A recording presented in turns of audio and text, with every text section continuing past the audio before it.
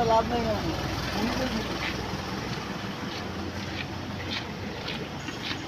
যে দেখেন দুবাইতে মানুষ কিভাবে কষ্ট করে কাজ করে খায়। এই যে বেড ডিক্লেয়ার নিয়ে নিয়ে যার যার বাসায় নিয়ে সেল দিতেছে। ভাগ্নে আমার নতুন আসছে তো, কাজ নাই, আপাতত এই কাজ করতেছে আর কি। যাই হোক, আপনারা যারা ভাবেন যে দুবাইতে গেলে অনেক টাকা অনেক আরাম, আসলে ব্যাপারটা এরকম না। ব্যাপারটা আসলে খুব কঠিন। এই যে ভাগ্নে আমার, ও বেড কিনা বেড সেল দেয়।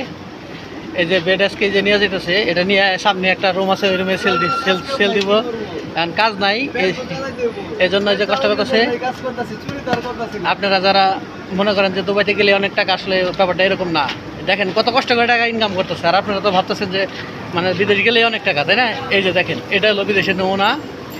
তো আমি মনে করি যে যারাই বিদেশ আসবেন, তো একটু ভাইবা চিন্তা আসবেন, একটু দেখে শুনে আসবেন। এখন সবাই তো বিদেশে এইভাবে এসে যা যেতেছে, একটা বিপদে পড়েনি, এটা আমি চাই না।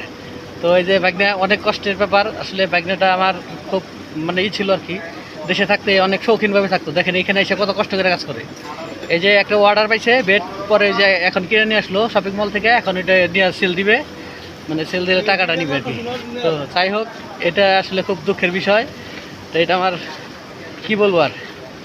তো বিদেশে আসবেন, দেখে আসবেন, ভাই চিন্তা আসবেন, দেখেন। যাই হোক।